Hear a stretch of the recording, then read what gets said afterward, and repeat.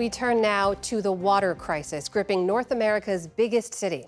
The Mexico City area is home to some 22 million people, and solutions to keep water accessible have been elusive.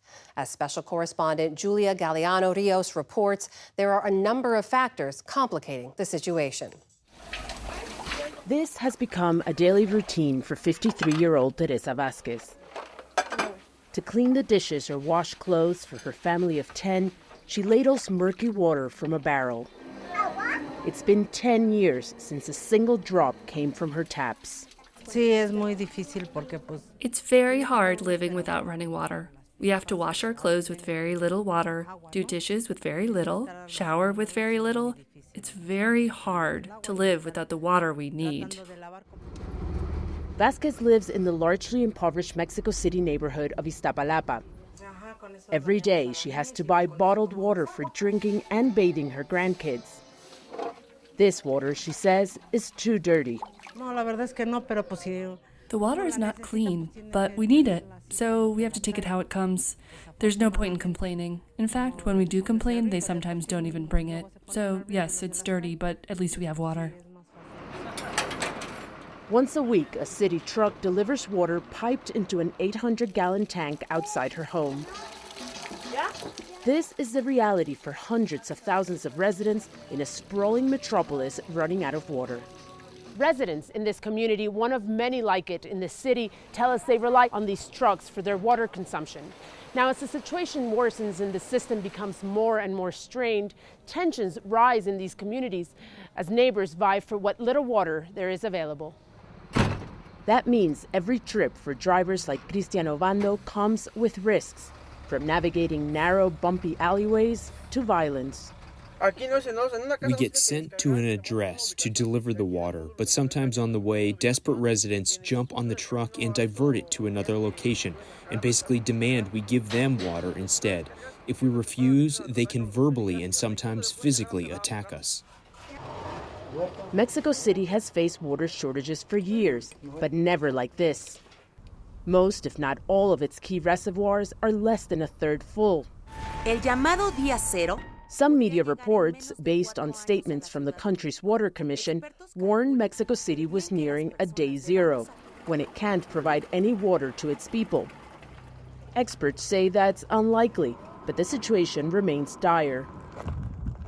The crisis has been exacerbated by climate change, hotter, drier conditions, and lower than normal rainfall. But there's a more immediate problem.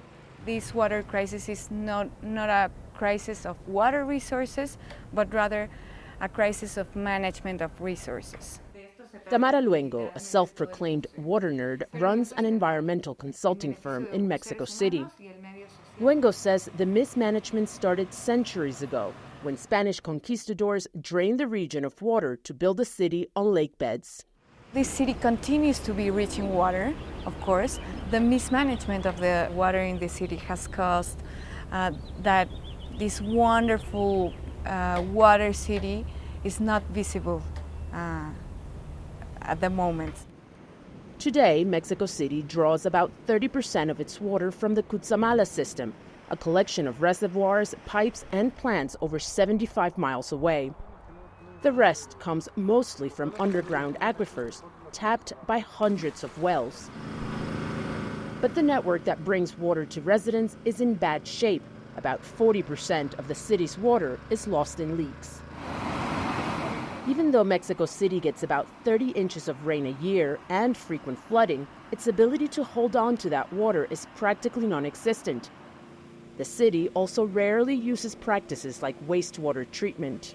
Fixing a network so old as the network of Mexico City requires a series of resources such as will, for starters, to fix all the network and to avoid this 40% being lost.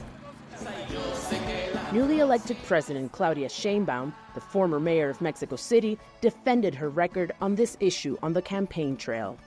Sí hicimos obras. As mayor, we did carry out works, and we do have projects which we will carry out in the greater Mexico City area when we reach the presidency, so that we can have water supply in the long term.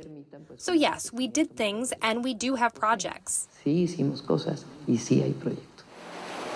Luengo says part of the reason the crisis has received so much attention is because of who it's affecting.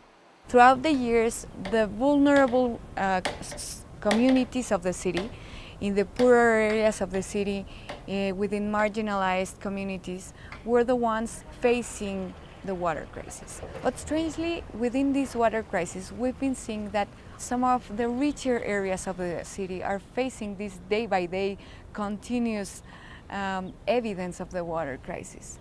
And this definitely has brought a lot of attention. In Iztapalapa, Teresa Vasquez and her family feel the inequality firsthand. Vasquez's daughter Brenda hopes politicians just fulfill their promises this time around. All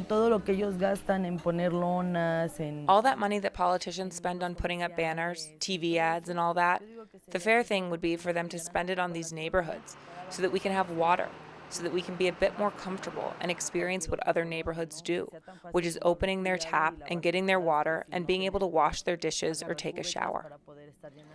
A basic need that more and more residents can no longer take for granted. For the PBS NewsHour, I'm Julia Galeano Rios in Mexico City.